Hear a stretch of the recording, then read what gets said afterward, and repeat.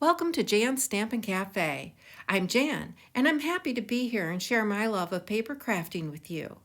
I have to apologize right out of the chute for the lighting changes throughout the video. I filmed near a window, and the sun kept going behind the big puffy clouds today.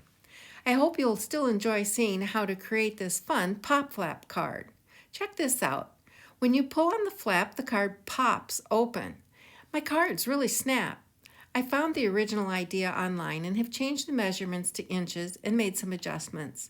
I have a lot of tips to share for making this fun pop-up. This format is suitable for many occasions, and you can use stamps you already own. It's great for additional or hidden messages and leaves the inside of the card for your personal message. The pop flap can be mounted to any size card base. The I Am Here card is an A6 size, and the bunny card is an A2 in landscape orientation. The pop flap measures 4 inches when completed and will totally fill an A2 card in portrait orientation. I prefer to have more to hold when pulling the tab, so I've mounted mine on the larger dimension. This would also work well if you turned it vertically so the flap popped up, much like a waterfall card. I made this mechanism several times and I learned a lot, so I'll pass on my tips to you as I make this one. First tip, when I try something new, I mock it up in copy paper. You can see that it works great. However, when I made the I Am Here card, the movement seemed to be stiff when I worked it. The difference was that I used cardstock for all of the pieces. The next time, I used DSP or Designer Series paper from Stampin'UP for the mechanism piece only. DSP is heavier than copy paper and much more pliable than cardstock for the bending that's required of the mechanism. I did use Stampin'UP cardstock for the pocket and flap pieces. Now let's get making. You will need one piece of cardstock, 7.5 by 5 inches. This will be the pocket piece. The next piece of cardstock should be 6.25 by 3.5 inches. That will be the flap piece. And a 2 by 2 inch piece of Designer Series paper. Finally, you will need DSP, a piece that is 1.25 inch by 3.75 inches, and a piece that is 2 7/8 by 3.75. I'll be using my Stampin' Up! Trimmer to measure and score. There's a scoring tool on it. Along the short side of the pocket piece, measure and score 3/8 inch from each of the long edges. Rotate the paper 90 degrees and measure and score 3.1/8 inch from one of the short edges. Now we'll trim away the long rectangles created by the score lines at the edges of the pocket. You can use scissors, but I prefer to use the trimmer so the cuts are straight. I align the score line with the trimmer track. Then I align the trimmer blade to the place where I want to start cutting before lowering the blade onto the paper. When cutting away a portion of the paper, I find that I'm more careful beginning at the midpoint than if I start at the top or bottom of the paper. I cannot tell you how many times I have mindlessly cut completely through when I didn't intend to. Once I have it aligned, I push the blade through the paper and then cut. I have to move the paper to the top of the trimmer and repeat the process. Next, snip the remaining tab edge, cutting it at a slight angle.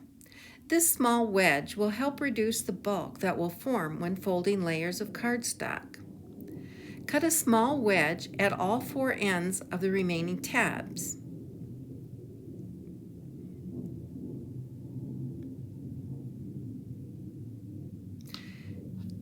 Fold the pocket and notice that it's not even.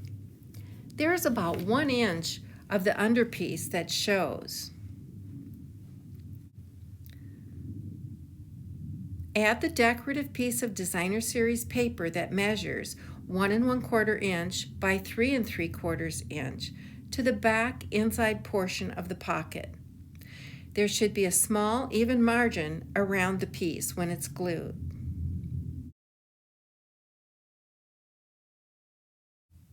Close the pocket and add the 2 7/8 inch by 3.75 inch piece to the front of the pocket.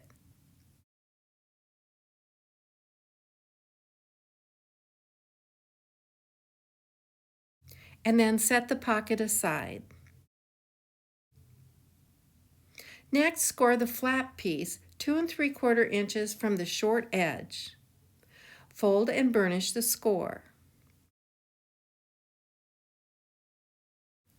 With the 2 by 2 inch piece of DSP, score 2 opposite sides 3/8 inch from the edge of the paper. Fold and burnish these score lines to form a Z-fold. Here's a tip for helping the mechanism work smoothly. I bent this paper over my bone folder between the score lines to loosen the paper fibers a bit. See how the paper now rolls easily? Now, with the flap folded and that fold at the top, place glue only on one tab of the mechanism. Be sure to keep any adhesive away from the center section between the score lines on the mechanism. Now glue the mechanism to the flap, centering it from side to side and matching the fold of the flap to the edge of the tab. Check that there's no stray adhesive. With the flap in the closed position, fold the mechanism flat against the glued tab. Then fold the remaining free tab back toward the mechanism, therefore making the Z-fold. Open the pocket piece and overlap the flap and mechanism, making sure to keep the folds in place. Now close the pocket over the flap and slide the flap and mechanism under the pocket until the mechanism is no longer visible. Hold this all in place. Open the pocket and add adhesive to the tab only. I used an embossing buddy to make sure there's no stray glue. Then close the pocket again and all will be glued exactly where you need it.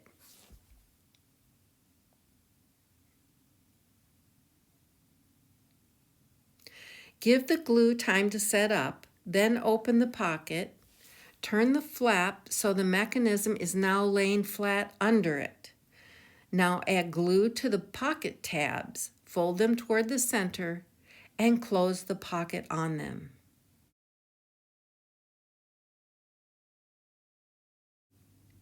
Now be sure to let the glue dry well before testing the pop flap. If you've used a two-sided adhesive, it will be fine to go ahead right away and test it.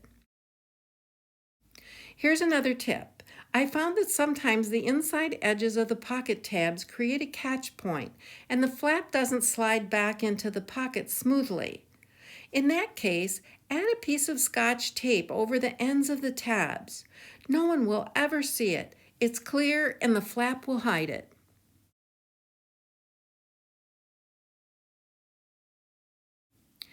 Another tip. You'll notice on the finished cards, I added a pull tab to the flap edge. I did this because I was pulling on the flap so many times that the edge began to feel weak. Whenever you give an interactive card, just know that it'll be worked multiple times as the recipient shows it off. I made a couple of these to have ready for cards. You can see that the inside of the flap is still very accessible for decorating, so I'll finish these when I know how I want to use them. This is a very easy interactive element to add to cards and lends itself to many occasions and card sizes. I think I would like to see if it would be possible to add a secondary pop-up element to the flap. It will create more layers, so I'll see if it's even feasible. I'll also try turning the flap so it pops up like a waterfall card. Now that you've seen how easy it is, will you give this pop card a try? You'll make someone very happy. Thanks for watching and sharing your time with me. Please click on my face to subscribe to my channel. This will encourage me to create more videos. Please check the links below for supplies that I used, and don't forget to visit Jan's Stampin' Cafe Facebook page. I'll be back soon with another tutorial. See you next time.